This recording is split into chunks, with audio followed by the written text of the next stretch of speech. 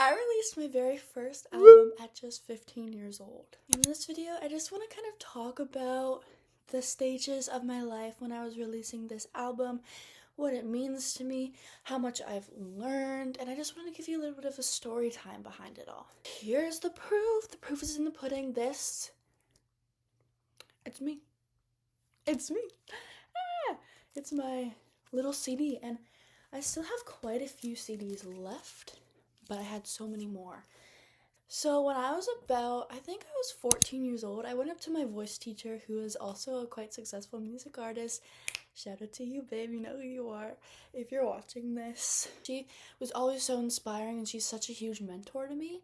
So during some of our voice lessons, we would do, of course, voice lessons about singing and stuff, but then during some of our lessons, we would work on marketing singles and like reaching out to brands and reaching out for grants and like songwriting.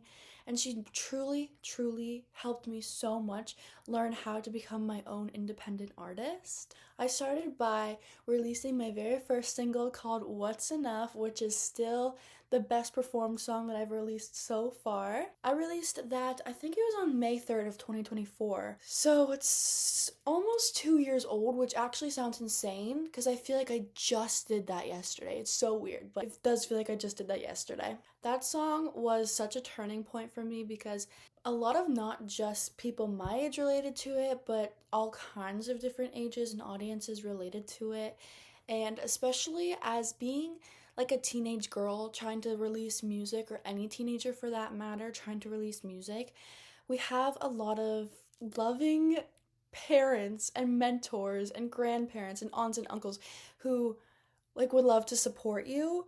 So yes, my fan base merely started off of the people that are friends with my mom and dad on Facebook because they reposted my song, and my family and some of my closer friends.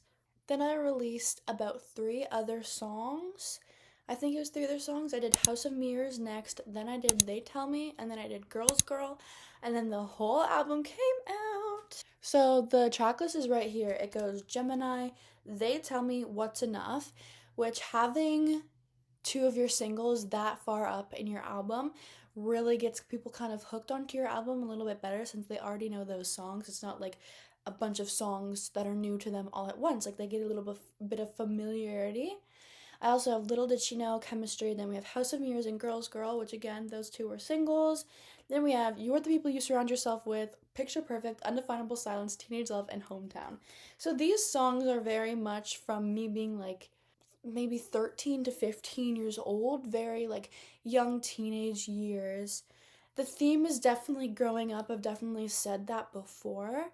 I was actually in the car with my mom one day, and somehow we stumbled upon the idea of I could make an album called Bittersweet about growing up and how growing up is truly just the epitome of bittersweet. There are many beautiful things and exciting things about growing up, and you, especially when you're younger, you always look up and look forward to growing up. But then when you do grow up, it's kind of like, oh, but I do miss this aspect that's not with me anymore. You know what I mean? I started off with Gemini because Gemini is such like, it just is an introduction to the whole album. I feel like it's playing off of the theme of that Geminis are two-faced. So in Gemini, to put it simply, it's kind of like being sad and being happy. That's like so basic, so simple, but it's basically the happier, lighter, exciting parts of life and looking at things through a positive light versus looking at things through a negative light. So it definitely really does, encapture bittersweet. It's the 2 opposites put together. I really wanted to end it on Hometown because my childhood, I had such a great childhood. So amazing. I would never give it up for anything. I lived on a street full of friends, and I was just really a happy, energetic, little cutie little kid, and it was just really nice and exciting and happy and joyful, as I feel like anyone's childhood should be, like every childhood should be joyful, and I'm really grateful that I got that. And Hometown is basically saying like, it's talking about my hometown and the people in my hometown of where I grew up before I moved, but it's also kind of talking about, I'm kind of talking about my childhood and growing up and coming out of the childhood, and it's kind of like saying my farewells to my childhood or to my hometown, and being like, I loved, like in the chorus it says, I loved you then and I love you now. Like, I'm never gonna stop loving you, but I'm grateful that even though it is sad and I do miss my hometown and I do miss my childhood, I'm so grateful for what it's taught me, and I'm so grateful that I had to move away, that I had to grow up, because I wouldn't be where I was if I didn't. So the theme of this overall album is growing up, but that definitely means like a teenager growing up. So it does not yet deal with heartbreak, because I genuinely didn't go through relationships yet. I was very little. I was very young. But it goes through a lot of introspective things, and like learning about myself, and learning that I'm actually quite hard on myself, or at least I definitely used to be really hard on myself. It also goes through friendships. What's that like? It goes through jealousy. It 100% goes through body image a lot. And because I hadn't been in any relationships, but of course I was a 14-year-old girl, I wanted a boyfriend really badly. It does talk about the yearning of a relationship. So that's what my album was basically about. When I was 14 and I released my first single, I was like, I want to be the next Olivia Rodrigo. I want to debut super young. I want to break all of these records. And of course, a girl can dream big. A girl can be delusional. Did that happen? No. But am I gonna, grow into my career? Of course I am, because I was comparing myself to Olivia Rodrigo, who actually didn't come from nothing. She had a great acting career. She had a team behind her music. She had an online presence. So she did have a lot. She didn't just come out of nowhere, but me, I was really coming out of nowhere. And a lot of our favorite artists, Sabrina Carpenter, Chappell Roan, they've been working on this for 10 plus years, and just now, or just in the past 1 or 2 years, now they are getting the recognition they deserve. So it's totally like, you have to grow. You have to start from somewhere, and then you're gonna get there.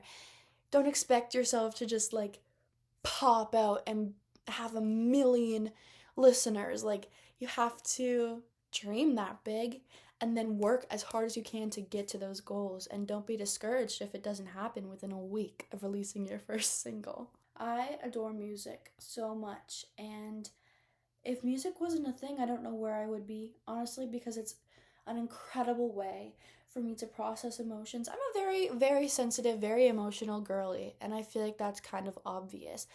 But I am not one to really push my emotions down, or have trouble expressing them.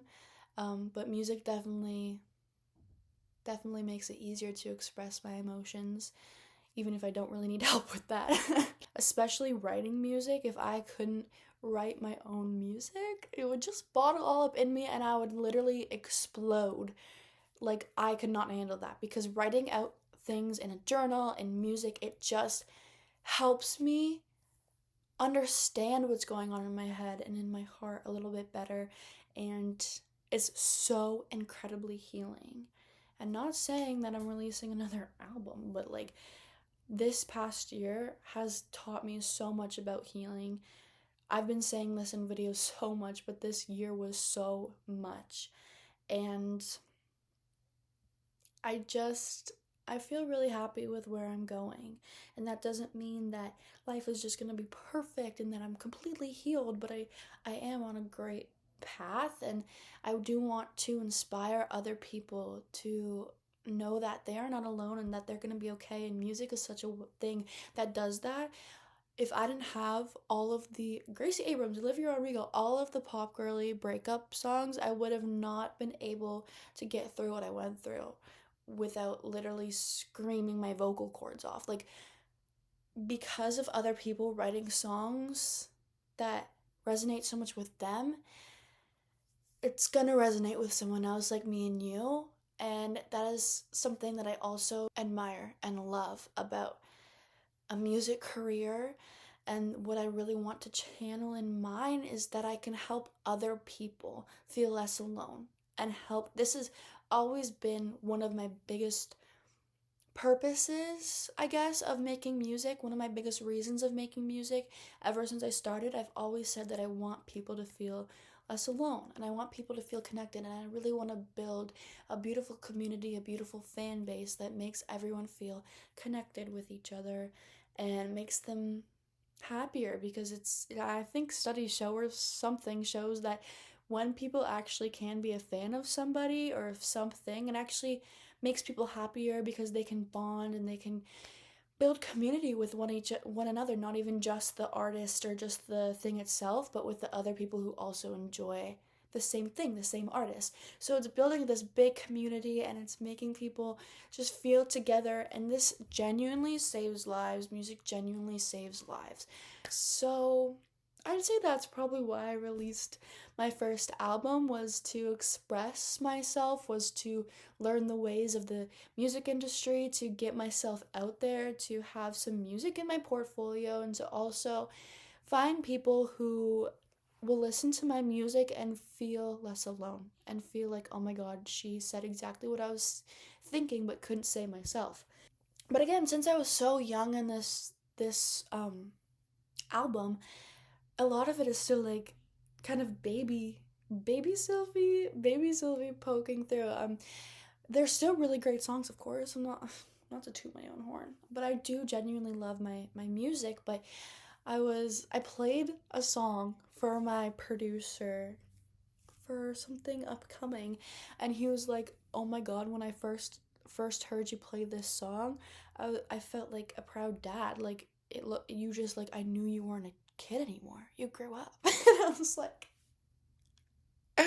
exactly, king. I'm also really proud of how I marketed this album, because I worked really hard to have like a brand image on things that I adore. So like, let me show you the stickers I have. I made a bunch of stickers for the album. So I have these little red bows. This is the exact bow that I tied in the What's Enough music video. Go stream. Um, it's on my music channel. But these stickers, it's the exact bow that I tied. I put it into a sticker. This one I drew like a little girl on the moon. I don't know, that's what the vibes were giving. Of course, for Girls Girl, I did little star ones. I tried for like every iconic video, every iconic single, to have like an iconic image to go with it. So What's Enough was definitely the bow. Girls Girl was definitely the star ones. Of course, House of Mirrors was a mirror. I drew this little heart mirror with a little hand holding it. And for They Tell Me, it was of course the red phone, so I drew a little red phone. And then the last sticker I only have 2 left of these, but they're just the album cover stickers. So I was really proud of what I did. I had a release show for the album, and I don't know. I'm just really proud of it, and I'm proud of for what's to come, and I'm very grateful for all the support I've gotten, and I just really want to work on growing my community. So I love you all so much. Thank you for watching. Bye. Release the album, babe.